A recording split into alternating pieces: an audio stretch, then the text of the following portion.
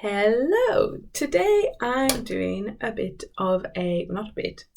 am doing a review of quarter two. So that's April, May and June. And I'll be chatting about what I did before going on maternity leave. Talk a bit about our new baby, which you might know about, and about getting back to work and creating some new offerings.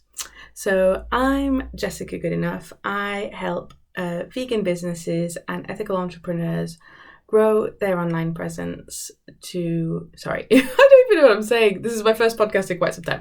Improve their online presence to increase their influence, impact and income. And this is the Living the Good Enough Life podcast, where I share and chat about all things mindset, strategy and productivity. So this also, you might notice, depending on where you are listening or watching to this is an experiment where I'm recording the podcast as a podcast episode, audio only, and I'm also recording this as a YouTube video. So hello if you're on YouTube, and hello if you're on a podcast. So my plan is that I'm going to have I'm going to have my podcast episodes on YouTube like this, where it's me talking to the camera. And so there'll be a bit longer videos, and I'm also going to start making shorter YouTube videos that are maybe like 5 tips to do this or how to do that. And so they'll be shorter and available on YouTube, but I might also share them on the podcast. I've just thought of this while I'm saying this. Anyway, so the first thing is, yes, welcome if you're watching this on YouTube. Today I'm talking about my quarterly review. So I have a goal setting system. It's kind of a mix of several things of my various influences over the years. One of them, I think the original kind of thing with this was the 5 a.m. Miracle by Jeff Sanders, which is a book that I'll link below. I haven't read it in a long time though, but I think that's when I started kind of this setting goals and reviewing thing. And another one is Laura Brown, and I'll link to her website as well. Anyway, now I've kind of got a mishmash system of my own, and if you're interested in this kind of goal setting and review thing, I'll link my system, and you can like buy some printable things. I don't actually print them out.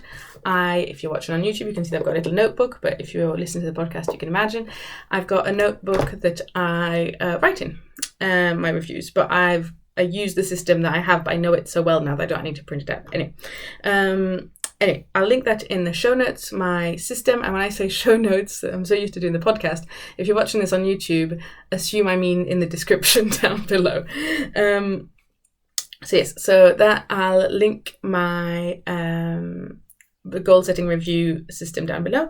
But I'm just going to go through quarter two and how that was for me. So the major event that happened in quarter two for me, of course, was having a new baby. We already had one little boy and we've had another boy, and I'll get back into that in a little while. But what I like to do for each quarter of the year, so if you're new here, what I do is I have one big yearly goal, and because I have my own business, it's a financial goal.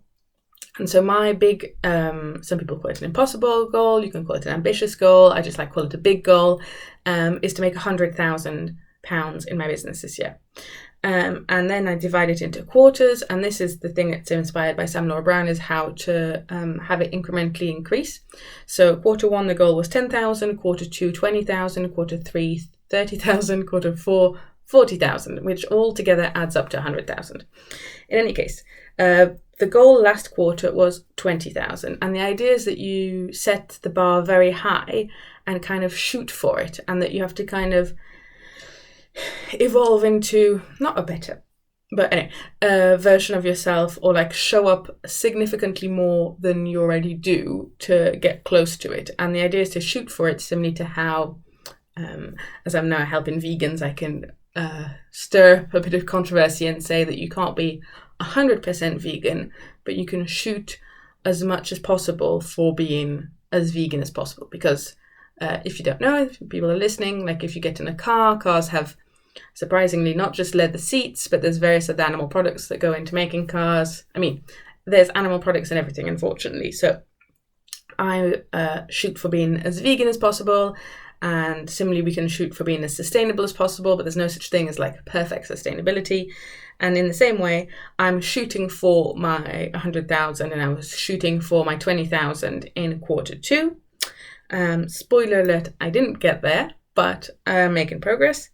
So the goal was 20,000, and then there's kind of a hypothesis about how I'm going to get there.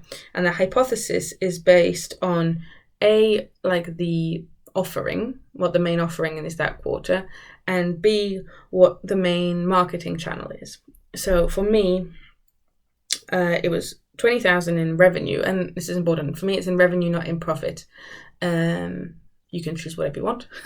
I just like doing revenue because I then have expenses and I want to celebrate the revenue rather than trying to necessarily reduce the amount I'm investing in myself. Anyway, moving on.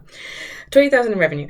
And my hypothesis was that I was going to try and make it mainly via printables. So it's like the goal setting bundle that I've linked to in the show notes. Yes, I've got various. I've got some on Etsy, some I sell on my website.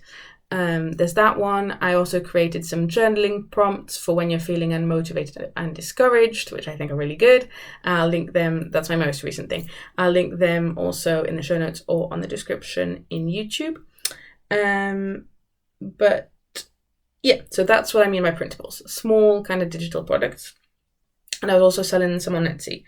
And my hypothesis of how I would sell those, because I had planned on taking a chunk of time off because of having our baby, was that I'd promote them via Pinterest. Because with Pinterest, you can schedule, and I'm going to say schedule. My dad, if he's listening, says schedule, and reach out to me on Instagram at JLGoodenough, or in the comments on YouTube if you say schedule or schedule, but I think it should be schedule. Anyway, I like to schedule pins out in advance. No, what am I saying? I chose Pinterest. Sorry. I chose Pinterest as my main marketing channel for this quarter because I was going to be away for quite some time, and the Pinterest despite what we think, isn't actually a social media channel. It's more like a search engine. It's not necessarily a platform where you get rewarded for interacting. Whereas I know that on Twitter, LinkedIn, Facebook, and Instagram, if you just post stuff and then leave, then you don't get rewarded by the various algorithms. Whereas Pinterest, that's not as bad. So that was my idea for why I used Pinterest. It's also quite visual. I'm trying to appeal to more of a feminine audience, and last time I checked, this could be very different now, Pinterest is about 70% women, 30% men-ish. So Pinterest seemed good. That is why I chose that. And also the printables were hands-off, whereas I offer coaching and that kind of thing, but I didn't feel it'd be fair on anyone to try and offer coaching while I was like just about to give birth or in the very early days of having a newborn. So that's that. So the result, that was the goal, 20,000. The result is that I made £920. So I haven't actually figured out what percentage that is. Oh, it's just started to rain outside. Anyway, but it's 1/20th. Can I figure that out in my head? That's about 5%. So I made, and the reason why I'm also doing revenue and not profit, and not just focus on my business, but revenue in general, is because all forms of money coming in reflect me doing something either smart or working hard or something like that, or doing something. So actually the vast majority of my money came from cryptocurrencies. As you may or may not know, they've actually crashed now, but that might be a good time for you to buy if you do want to. This is not financial advice, but they peaked at some point, and I in one day made £400 and took them out just off the top of the peak. This is not financial advice. Don't necessarily invest in cryptocurrencies the way I do. But in any case, I used Coinbase, and I'll link them down below if you did want to play around. But I made £650.19 from cryptocurrencies. Then I made a couple of sales on Etsy and made £10.70. And then I made £4.58 from Thrivecart. So Thrivecart is what I use to sell the printables on my website. And then I made £254.57 from my maternity allowance. So that's paid by the UK government. And I can say that was a proper hassle to set up. Involved quite a lot of paperwork and time on waiting on the phone. But anyway, grateful for it in any case. So as you can see, my plan wasn't extremely successful in terms of making money from printables promoted via Pinterest. And I think there's probably several elements to that. Pardon me. And one of those is probably that I didn't have a targeted niche. It was a bit of a mix of everything, and I wasn't producing content for that niche that was helpful. If that makes sense. Sorry, I'm going to start coughing through the whole episode of that.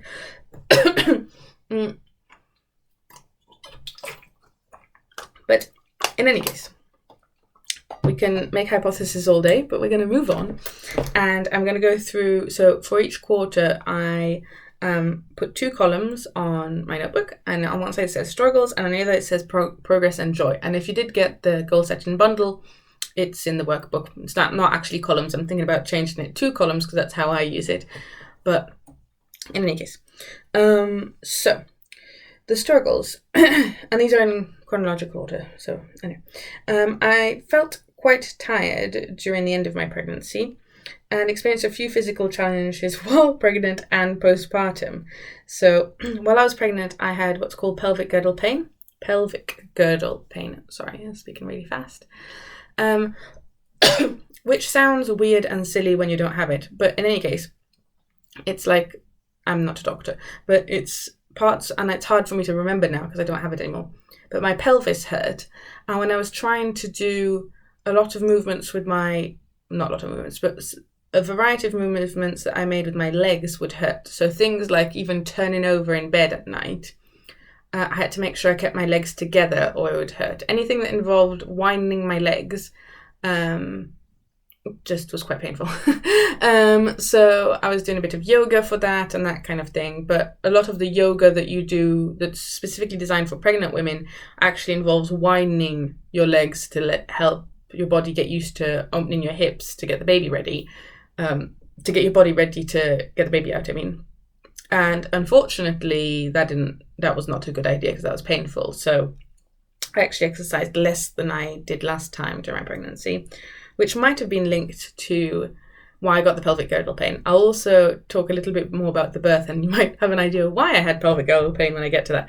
But after giving birth, that's in the second bit where I talk about the positive, the progress and joy. So I'll get to that in a minute. After the birth, I also had quite a lot of after pains, which I didn't know these were a thing. I didn't have them at all with our first baby. But it's when essentially your uterus is contracting back to its size. And it was painful this time around. It was it was essentially having contractions again. My tummy just hurt. And while I was giving birth, I was hooked up to what's called a tense machine.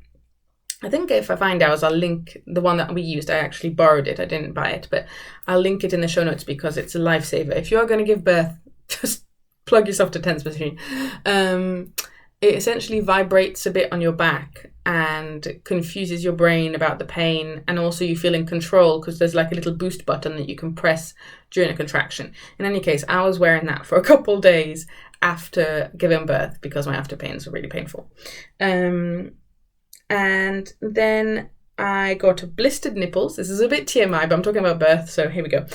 Blistered nipples and then mastitis.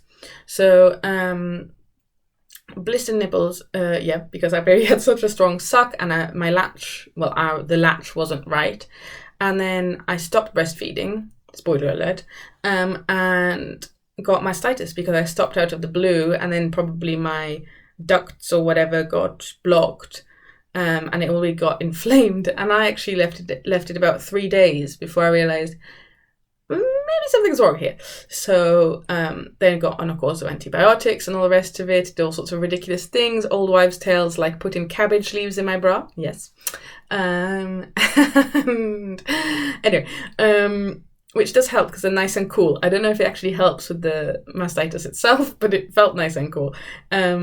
So that was painful, and I had kind of cold and flu symptoms. But the interesting thing is, after giving birth, everything, and right now I'm talking to you with a broken toe, kicked my son's climbing frame accidentally last weekend, and like everything doesn't seem painful after giving birth. Like I'm very calm about the toe. The mastitis, I ignored it for 3 days anyway, but I wasn't trying to feed through the mastitis. So if you're breastfeeding with mastitis, I really feel for you. Good luck. Anyway, so that was the physical side of things. I'll gloss over that. Already a bit TMI, but we're going to keep going. Another thing that was a bit of a struggle was that I felt a bit lonely. And I think this might be the whole COVID situation catching up with me, or that my family is not here, or that I don't have any close female friends here, or I don't really know. But I could have done with, before giving birth and after giving birth, someone really looking after me and like a hug. And so if you know anybody who has recently given birth, please don't like go and just gush over the baby and all that, and don't ask them what they need because they don't know. Just go and give them a hug. Obviously, if they say no, don't hug them. But yes, I think lots of mums feel quite lonely and empty after giving birth, and especially everybody really fussing over the baby and just feeling a bit invisible. So I don't want to bring the mood down, but I could have done, and my partner was very busy with all the logistics because I gave birth at home, and there was a birth pool, there was stuff everywhere, and lots of towels and everything that needed cleaning.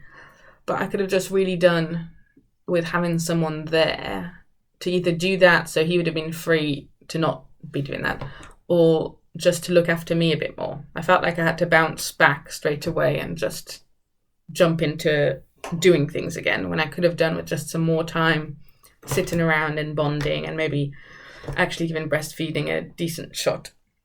Anyway, also after our baby was born a bit later on, I started feeling a bit flustered by the lack of routine. If you know me, I like systems, I like routine, I like things to be organised, and newborns don't do that. So I wasn't upset at him, but I was definitely a bit out of sorts, and now we've got back into a routine. I have a morning routine again, and he's sleeping pretty well, thank goodness, so I can have a bit of a routine, and I'll get on to that a bit later on. But I have to say it was a bit of a struggle, and I know that part of that is like I could have just accepted it and gone with the flow, but also I do like systems, so I can try and force myself to be a completely flexible person, but that would kind of be denying what I am like. So along those lines, I kind of felt unable to rest properly. So I've mentioned before on this podcast being a recovering perfectionist, and I think part of that is like you get your worth from always doing stuff. And so then when I had to stop, and even though looking after the child is definitely doing stuff, I felt like I wasn't ticking things off my list, and I don't know, it just caused me quite a lot of anxiety. And so unfortunately, I didn't really rest properly, but I wasn't either being productive. So I'm sure if you're listening to this, you've been here before, where you're like half researching something on your phone, but you're not really doing anything, so you're not making any progress, but you're also not resting. Anyway, I was in that limbo state for a lot of my maternity leave. And if you're listening, yes, my baby was born on the 8th of May, and that was the quote unquote last possible date that he could be born. That's 42 weeks. And so I'd said that I'd give myself 6 weeks from then, like before I knew when he was going to be born, because it would have been 8 weeks from my due date and then 6 weeks from then for my maternity leave. So I had 6 weeks not working, and a few weeks before he was born kind of being in the waiting of him being born. By the way, if you see me looking down on YouTube, it's because I'm reading from the notes on my notebook. Anyway, so then when I started in the last few weeks of my maternity leave, and when I started working again, I got a bit anxious and frantic about returning to work, which involved a bit of overwhelm and like not following my plans. So I am going to get into this a little bit later, but I decided to pivot a bit and specifically focus with on terms of the services I offer, helping vegan businesses grow their online presence. and ethical entrepreneurs. But so to offer several things. So, and this is still work in progress, but coaching, which I was already doing, but also social media management. And then I actually got coached on this morning, but with coaching, I feel like I can show up and help people, but then essentially the ball is in their camp to create the results. So I can coach you all day and then you do nothing, but nothing's going to happen, but that's not my fault. That's because you didn't show up. Whereas with social media management, if I'm the one that's putting posts out and doing the engagement part and all that, then I feel like if the goals that we set aren't met, then it reflects badly on me, if that makes sense. And so I was feeling nervous about that and kind of going into that procrastinating phase where I felt like I needed to learn about everything. And I was actually reminded this morning by the person who was coaching me, who's Millie, actually. I'll add her Instagram, which is very helpful, into the show notes. And I also did an Instagram live with her, so I'll link that as well in the show notes and in the description on YouTube. But anyway, she reminded me that I already know quite a lot, and that I was trying to get my head around learning about Instagram ads and all sorts of things that I haven't really done before, and that actually I've got a lot that I could teach or help with that I already know. So I can always learn about Instagram ads later on, but I can offer quite a lot before we even get into Instagram ads. So, right, so that was that. Now, on to the more positive things. So I label this progress and joy because it's progress on my goals, but also I want to acknowledge things that bring me joy that aren't necessarily work-related, because we're not just at work. Anyway, so the first one was that I came up with a plan. This was so before I had the baby. And I'm trying very hard not to say his name, just as a side note. I try not to use our two boys' names online, because I shared this when we gave birth. I was going to say his name. Duh. when I gave birth to our first one in the blog post where I announced it, which I'll link to in the description and the show notes. But it's essentially a privacy thing. I listened to a podcast episode ages ago where they're quite famous. It's Young House Love has a podcast. Unfortunately, they've stopped recording episodes, but it's really good if you're into home decor and stuff. Anyway, they recorded an episode where they're talking about an experience where they're in the playground and listeners of their show came up to them and talked to their children using their names. And they were like, the people were completely nice. It was completely fine. But it could have been this could have been a dangerous situation kind of thing. So there's that. I'm slightly paranoid from having done a bit of volunteering for a youth club where there's this whole safeguarding thing where I have to be paranoid about everything. So there's that. There's the fact that I don't want people, listening to my podcast and then being able to go pick, I know this is very unlikely, but go pick my child up at school or whatever, or in a playground or anyway. So there's that. But there's also the both of them are too young to express how they feel about all of this, and it's not their choice for me to talk about them, if that makes sense.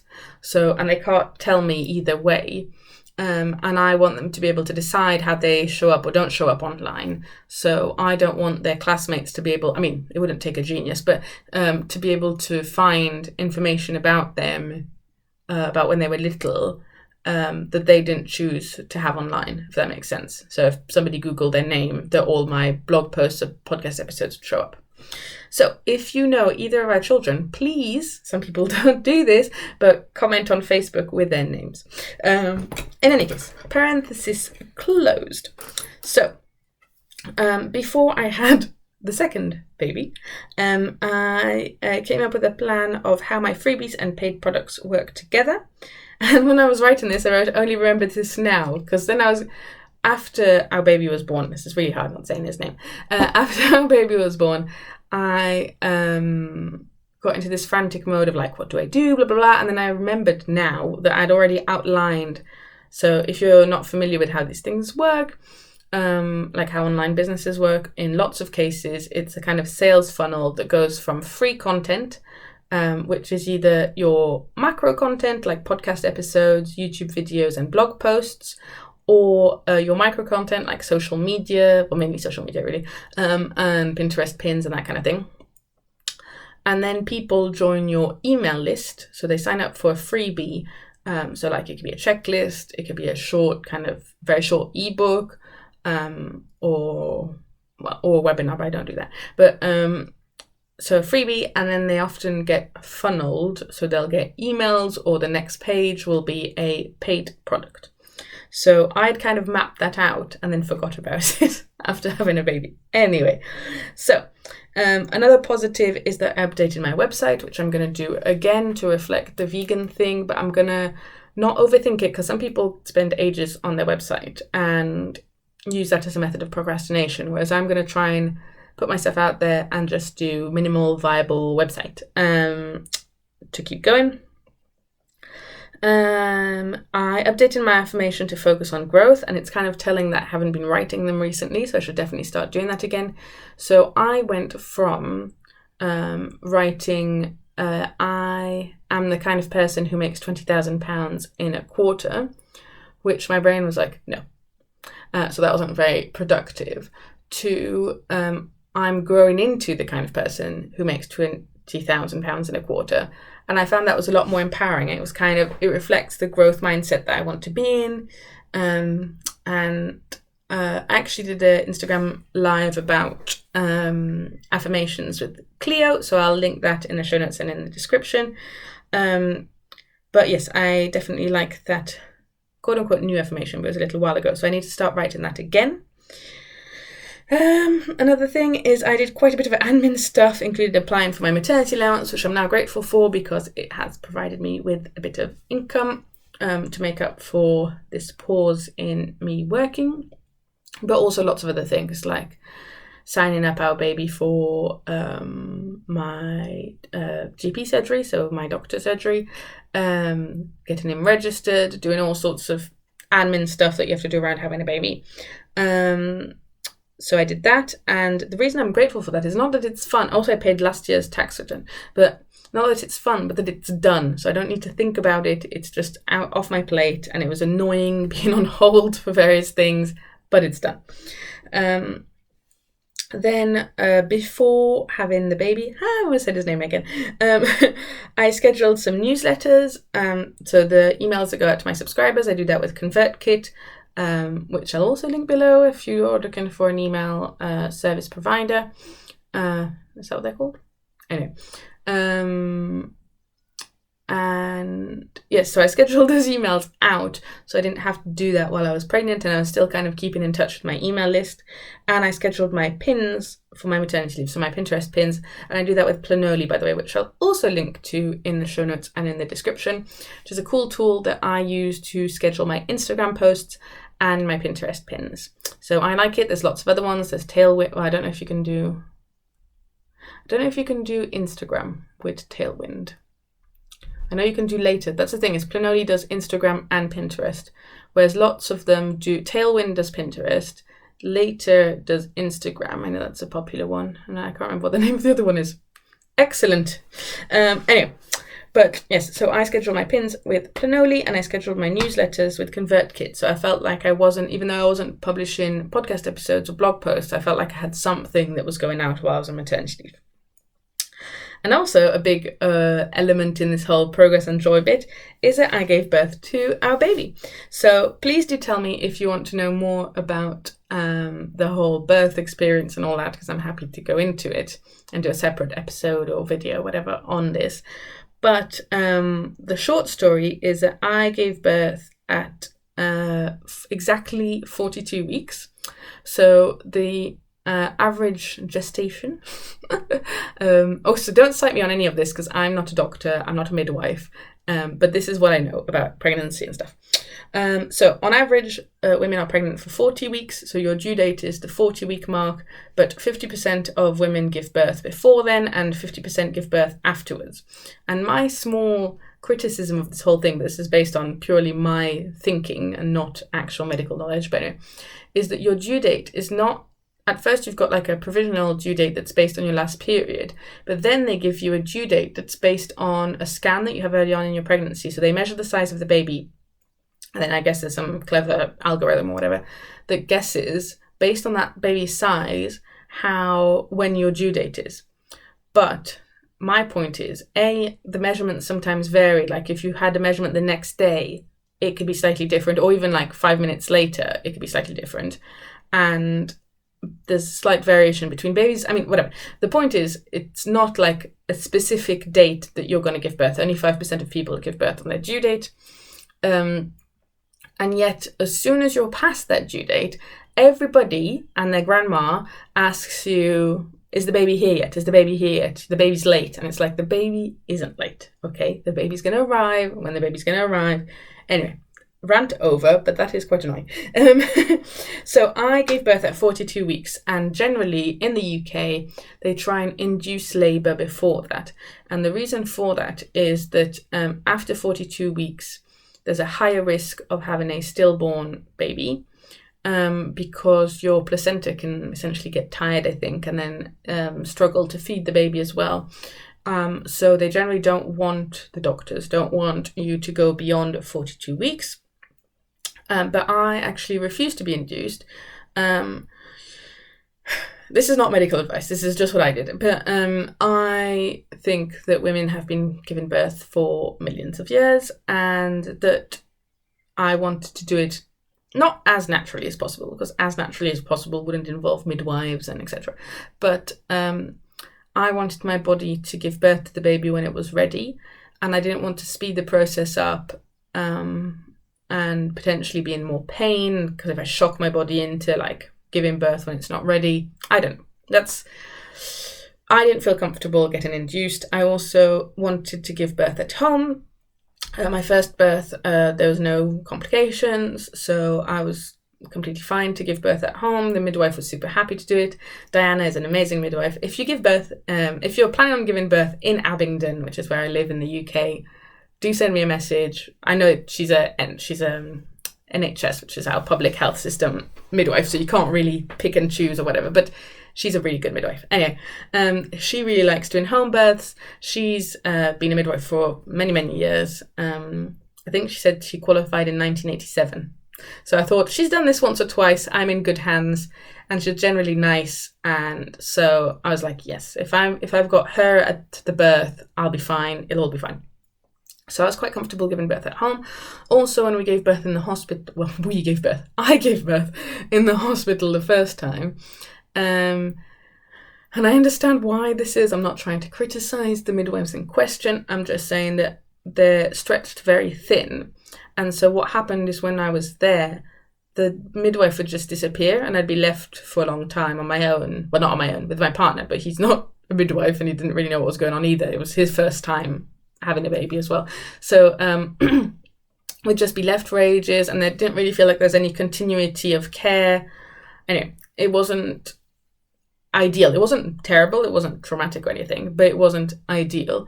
Whereas at home, I felt like I'd been more in control. We still packed a bag, but I didn't have to then think about like all the things that, like using their showers. And also with COVID, I just thought it'd be nicer to give birth at home rather than in a hospital. Anyway, so I wanted to give birth at home, and I was concerned that if I got induced, I'd already be at the hospital.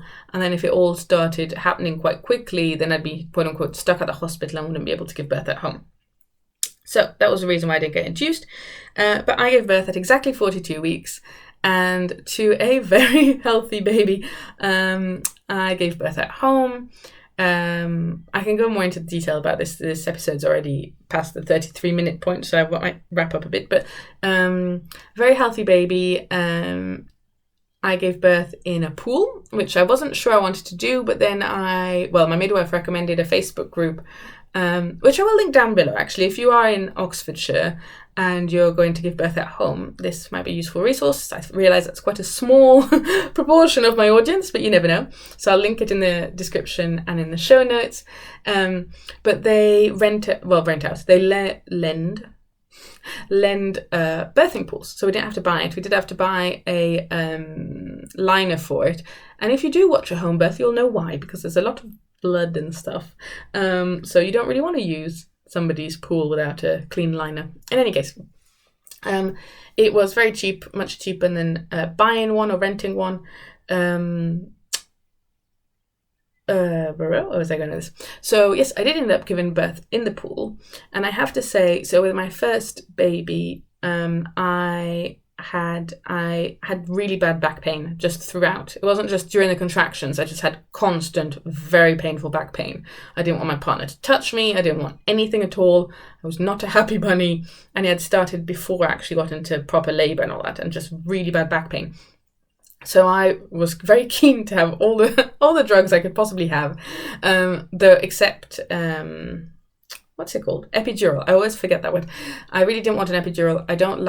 I read a few horror stories. I think that freaked me out about like people whose legs then they couldn't move for quite some time or whatever. And I really hate the idea of like tubes in anything. So I just couldn't stand the idea. Everybody does whatever they want with birth, but personally, the idea of an epidural just freaked me out more than the idea of having the relief from the pain. So I just couldn't stand the idea of having an epidural. Anyway, so I was open to all the drugs while I was giving birth to my first, and I had like various like paracetamol and those kind of things, codeine I think, but also I had a Meptid injection, which is an injection in your thigh, I seem to remember. It's all a bit vague at this point, which also makes you a bit nauseous, but and some gas and air. So that's the thing that you breathe in. So I had all of those when I gave birth to my first, but then this time around, I actually wasn't, like the contractions were very painful, but I didn't have the pain in between. So I didn't feel like I needed the level of painkillers that I had the first time. And so just to give you a bit of an outline of the timeline of what happened, on the 7th, I was starting to get a bit worried because I'd had what do you call them? Membrane sweep. Google it if you want to. But anyway, membrane sweep, which is when the midwife puts her finger into your cervix and then tries to like move things around a bit to tell the body, come on, let's get this show on the road. So that's still quite a natural intervention compared to some of the other ways of inducing labour. In any case, I'd had that and I was starting to get a bit stressed out because I thought we're going to go beyond 42 weeks. And when you go beyond 42 weeks, they start putting even more pressure to induce on you. But also I'd have had to, or it'd be highly recommended that I go to the hospital every day when the hospital is a 30-minute drive from where I live. I don't personally drive, so my partner would have to drive me there. And we have a toddler, so do we take him? What do we do? Anyway, every day to have the baby's heartbeat monitored, and I thought this is going to be a total faff, and if I don't do it and something goes wrong, then I'll feel guilty, but if I do it, then it means we have to orchestrate this whole thing where either I take the bus during COVID times, not great, or my partner drives all of us to the hospital. I mean, I was like, okay, this is going to be really annoying. So I was getting a bit stressed out about getting very close to 42 weeks and not giving birth. But on the evening of the 7th, I was starting to get mini contractions, I think. And then my waters broke, but like super epically. My partner was on the phone to his mum because our toddler stays at his grandparents' every Friday during the daytime. And we were talking, he was saying that I was getting these contractions and we were trying to debate like, should should our toddler stay there for dinner or come home? For quite a while I'd toyed with the idea of him being at the birth anyway, and now I realised that with the pool and everything it would have been a disaster. It would have like pulled the sides down and got water everywhere. It would have been a bit bad. But anyway, he was on the phone to my mother-in-law, let's say, and even though we're not married, my future mother-in-law, and all of a sudden I felt like gushing, and I was like, cut the call to him, and he, instead of saying, oh, I have to go or something, he was like, Jessica's signaling to me to cut the, I'm like, shut up, just cut that call. Anyway, and I stood up and it just like gushed down my leg and out of my knee, like my waters broke, but epically, whereas the first time, I can't remember my waters breaking. I'm sure they did because the baby came out, but and then I was like, ooh, exciting. This is definitely my waters breaking. So I called the midwife. They came over. And I'm going to shorten this story because it's going to go on forever. But I essentially gave birth the next morning. I managed to sleep through the contractions. And because it was only painful during the contractions, I was okay with the tense machine that I talked about earlier, which was also borrowed from that Oxfordshire birth group. But I wore the pads out, so I had to buy some new pads. Anyway, so it wasn't entirely free. But I then gave birth in the pool. So you have to take the tense machine off and then to get in the pool, because electricity and water don't mix very well. And between the tense machine, where I felt like I was in control, and the pool that was kind of warm, it was enough pain relief. Like, the contractions were still very painful, but I happened to get a little bit nauseous exactly when I started to take some gas and air. So I took like 1 or 2 puffs, and because I was nauseous at the same time, I associated the two, and then I thought, yeah, no, don't want to do this. So in the end, I'd had essentially a birth with no drugs other than like 2 puffs of gas and air. But yes, so I don't want to talk too much about the baby himself, because, as I said before, it's up to him what he wants to present online, and so I don't want to be talking about like dirty nappies and stuff, because that would be a bit unfair on him. But he was born very, very healthy weight. He was so entirely like normal birth and all that in the pool. He was 4.52 kilos, which is £9.15, I believe. Which, if you've never had a baby or don't know anything about this, it means that he's 98th percentile, which means that 97% of babies are smaller than him. So a big, sturdy baby. And this was actually my first entirely vegan pregnancy, which just shows that you can have very big and healthy babies on a vegan diet. Because my first one, I was in Brazil with him, and I hadn't like 100% committed to I very much wanted to be 100% vegan, but it was quite difficult, and I didn't want to be that gringa, the foreign person who's like being really nitpicky about the food and asking about does it contain dairy, blah, blah, blah, because they don't necessarily label things in the same way, and I didn't want to be annoying. So I did eat some dairy products, I'm pretty sure, when I was pregnant with the first one. But yeah, second one, entirely vegan pregnancy and big, big baby. And he was healthy, he was fine. The midwives were happy. It was all very easy. Very easy, other than the painful contractions, which... Anyway. And so since then, we created so I'm just going to switch these around. Actually, I've written these in different order, and then I'll wrap up because it's been quite some time. There's been a lot less drama around feeding and weight gain this time around. So I'm happy to go into this in a longer episode that might be very controversial about breastfeeding, but here we go. With the first one, he lost a lot of weight. I was trying to breastfeed him exclusively because, as I mentioned, I'm vegan, and so the idea of giving him cow's milk didn't appeal. So I was trying to breastfeed him exclusively. He lost a lot of weight. We got readmitted to hospital via the accidents and like the A&E, accidents and emergency room for Americans. And it was really traumatic. It was a horrible period of my life. And so this time around, I told myself that the first baby has survived fine on formula, that I'm not going to put the same amount of pressure on myself to breastfeed. And also, so I had a low milk supply with the first one, and he had tongue tie, and that was a combination of the two that went a bit wrong, or very wrong. So this time I put a lot less pressure on myself, and essentially when I started feeding this one, it kind of threw me back to that period, like some of the things of like trying to get the latch right and all that. And so this time around, my decision to give up on breastfeeding wasn't so much a biological one, where before it was because I was making... So babies' feeds are measured in milliliters or fluid ounces. I was making, so for an idea, is a can of Coke? I can't remember. Is a can of Coke 200 milliliters? Something like that. Babies, when they're really little, have like 30 milliliters, maybe 50 in the first week per feed.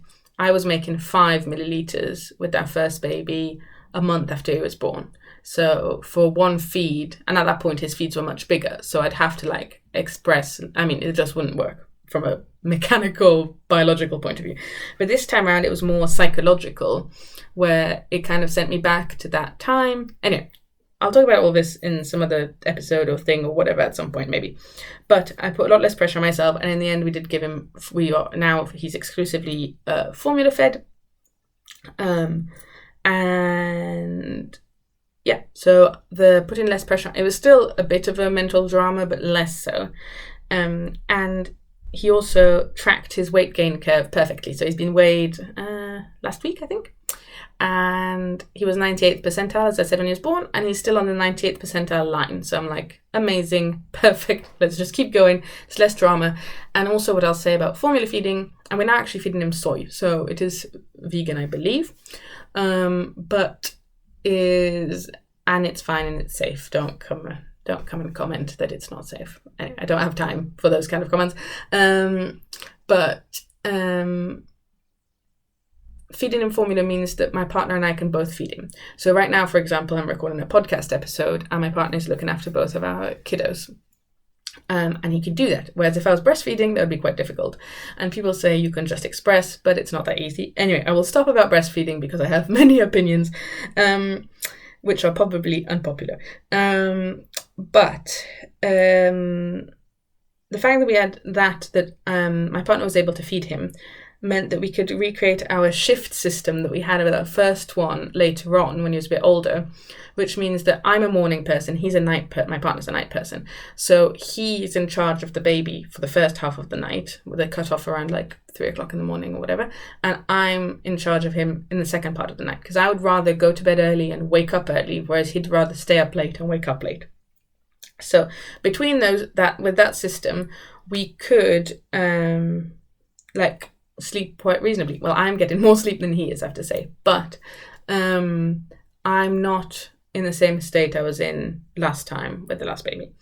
And also we've put I almost said his name again, our baby on a sleep schedule, which doesn't mean that we let him cry when he's hungry, but we've just got guidelines, and actually sleeps more than the sleep schedule says, but a sleep and feed schedule, which gives us an idea of when to feed him and sleep him, which is quote unquote normal, and that's based on the Little Ones app, which I can link down below, which is quite cool.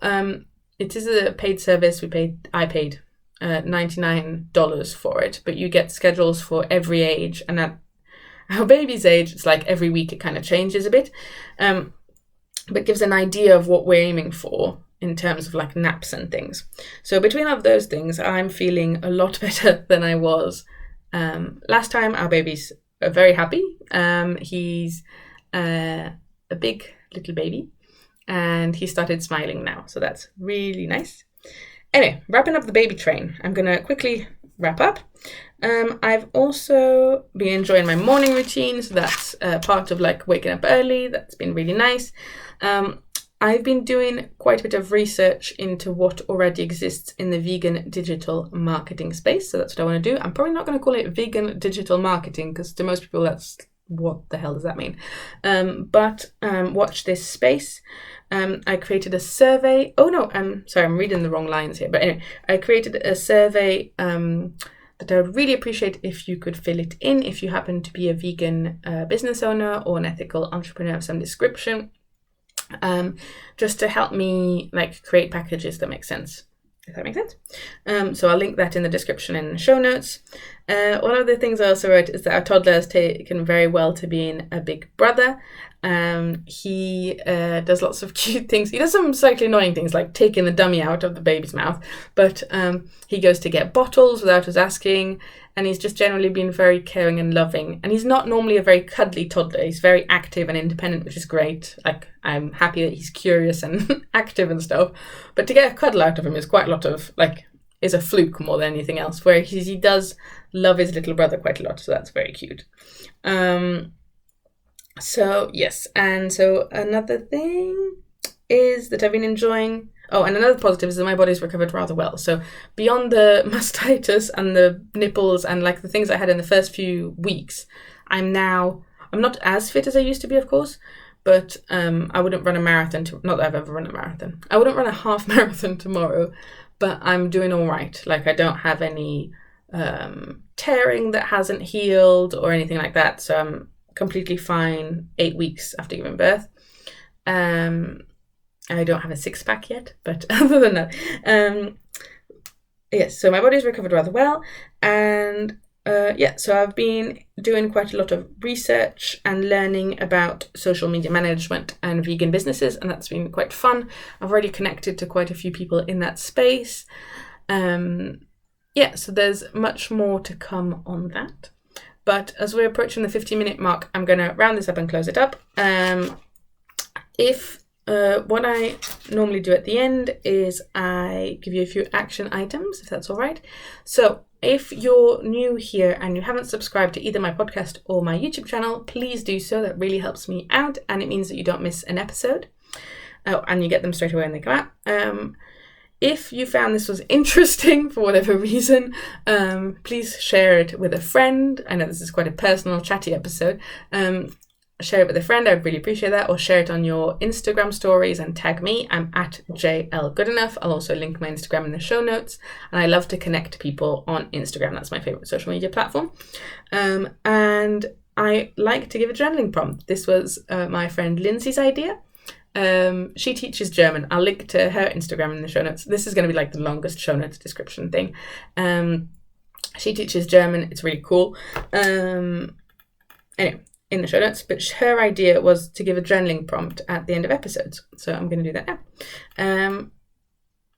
So set yourself a 5-minute timer. What you need is a pen and paper or a notebook. I'm looking around like to show you what a notebook is on the YouTube video. It's like, you know what a notebook is. Anyway, and so the prompt is, what do you want your second half of the year to look like? So give yourself 5 minutes and have a think, because I am definitely guilty of like thinking the year's over now, whereas in fact there's a whole 6 months left. I mean, it's the 7th when I record, 7th of July when I record this, but there's still a lot of the year left. And it's not, because we like, as perfectionists and recovering perfectionists, we like the blank slate of January and starting fresh, and then if we don't do perfectly, then it's quote unquote ruined. But that's not true. So I invite you to take 5 minutes and have a think about what do you want your second half of the year to look like.